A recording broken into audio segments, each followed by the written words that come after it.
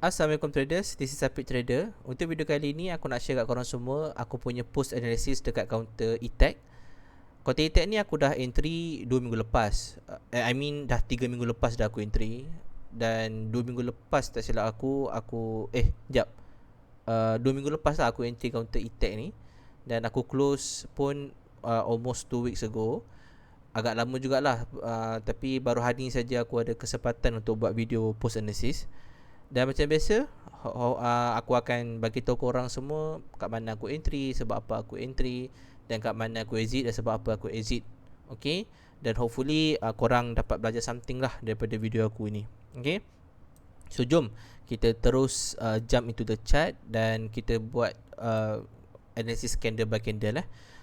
So basically untuk counter ETH ni, aku dapat detect counter ni tak kala. Okay, perkataan tak kala tak kala dia membuat candle momentum kat sini. So candle momentum ni aku panggil sebagai initial demand. Tapi sebenarnya dekat sini initial demand is not a very correct term lah. Sebab apa, kat sini sebenarnya masa dia buat movement uptrend dekat sini kan, yang naik banyak sini, kita sebenarnya kat sini kita dah consider dah buat the first initial demand lah. Yang ni sebenarnya I would say another second initial demand. Okay, alright. So aku dapat detect counter ni bila mana dia membuat candle besar kat sini, dia keluar dekat screen aku. So bila mana aku nampak ada candle initial demand macam ni, the next thing yang aku akan buat adalah aku akan keep this counter dekat aku punya watchlist. Okay, kat sini kita tak entry lagi. Aku tak entry lagi. Kat sini aku just monitor dulu. So bila mana dia buat pullback kat sini, so dekat sini lah kita nak tengok pergerakan price movement tu macam mana. Okay, adakah pullback dia cantik ataupun tak. Okay, pullback yang cantik usually dia akan bertahan dekat 10 EMA ataupun 20 EMA. Dan dekat sini kita boleh nampak lah counter ETH ni dia bertahan dekat 10 EMA. Dekat sini okay. Dan after dekat sini kita nampak price cuba untuk push ke tinggi, push naik, tetapi dia tak mampu, dia patah balik. Dan kita tengok kat sini price action, dia kat candle ni dia nak push price tapi tak mampu, dia patah balik. And then pada 2 hari selepas itu dia membuat pullback dan jatuh ke below 10 EMA, line color warna kuning ni kan.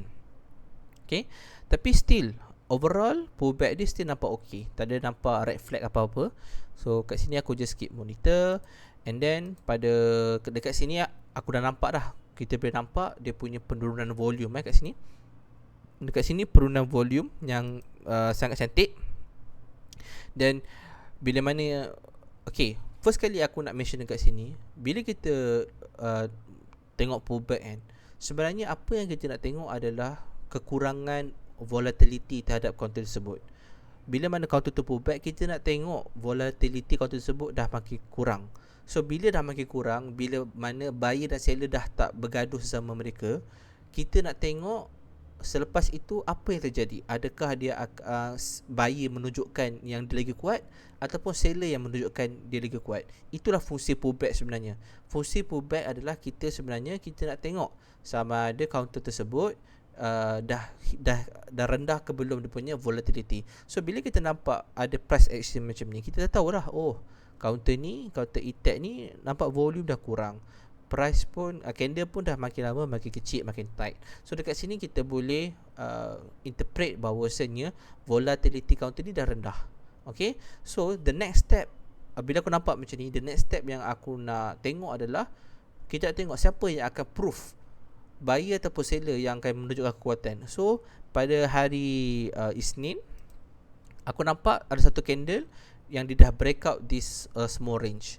Okay, nampak kat sini ada 1, 2, 3, 4 range kan. Okay.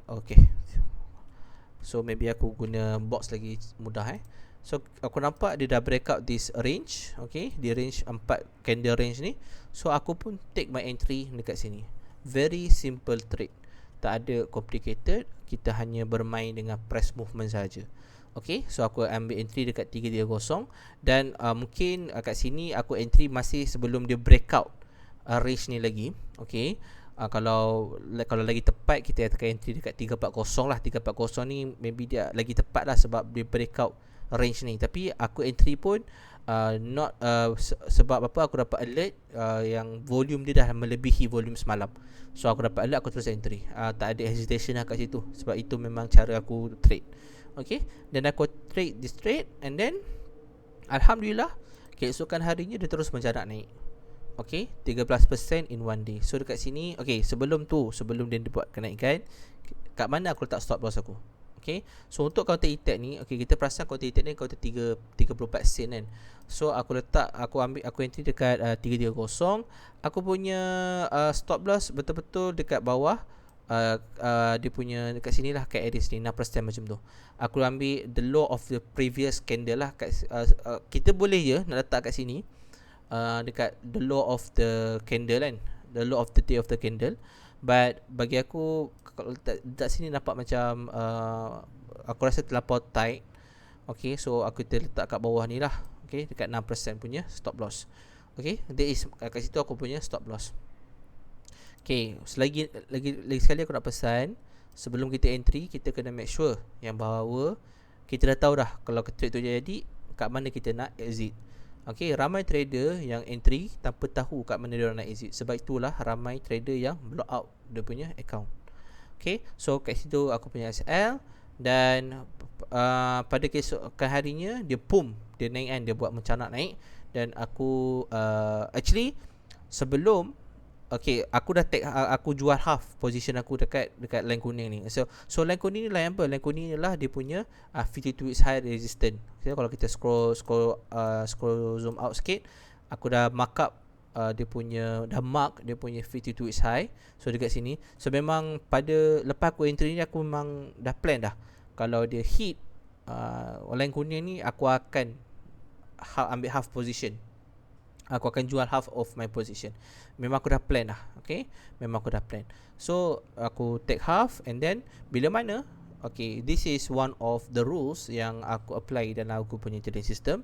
Bila mana aku dah take half profit, aku akan move aku punya stop loss dekat break even.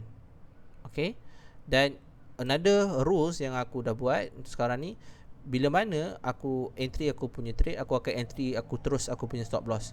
So aku memang dah tak guna mental stop loss lah. Sekarang ni memang semua aku guna hard stop saja. Okay, so sama, lepas aku jual half, and then aku naikkan aku punya stop loss kat break even. So dekat sini aku punya break even. So actually aku ada high orang cakap apa, yelah, bila dia buat ada follow through volume dekat sini, aku memang ada high expectation lah kat counter attack ni. So aku target dia boleh pergi jauh lagi. Tapi ingat, that is all my opinion. Okay, sorry sikit, maybe korang dengar bunyi bising sikit kat belakang. Okay, so tapi eventually keesokan harinya dia jatuh balik. Dan bila dia jatuh tu, dia terus hit aku punya stop loss dekat break even. Okay, so aku exit. Memang dia, aku buka-buka phone aku, dah nampak dah match dah aku punya, dah hit dah stop loss aku. So that's it, simple as that. Very quick trade, 3 hari trade. Boleh dah aku half position kan, aku boleh dah dapat 6%. Aku hanya untung, dapatlah 1 R untung. Okay, so for me it is a very good trade untuk aku. I do not have any regret. Sebab apa? Aku memang follow betul-betul aku punya attack ni, counter yang aku execute flawlessly lah, tanpa I would say I didn't make any mistake. I follow all my rules. So yep, aku execute situ. Dan eventually counter ni makin menurun lah. So kalau tengok latest punya candle, dia dah break 50 MA. So yep, memang sekarang memang aku tak berminat lah untuk counter attack ni. Okay, so guys, that's it, aku punya post analysis dekat counter attack. Hopefully korang dapat manfaat daripada video kali ni. So sebelum aku akhiri video ni, aku just nak promote aku punya circle, PGA circle, private group Apit. Okay, kalau korang berminat, korang boleh baca description lah. Setiap minggu kita akan buat kelas, live class. Kita discuss counter-counter yang macam ni lah, macam close trade ni. Aku akan discuss trade aku yang dah close, and then aku akan share aku punya ilmu dan kita akan discuss counter-counter yang berpotensi semualah. Kita kat dalam group ni aku dah cakap awal, it's not a buy call. So kita je sebut analisis sama-sama lah ya. So kita macam rakan trading lah. Okay, so kalau korang berminat, korang boleh check out dekat detail dekat description, dan boleh DM aku dekat Telegram. Okay, so aku rasa itu saja untuk video kali ini. Sekian, Assalamualaikum.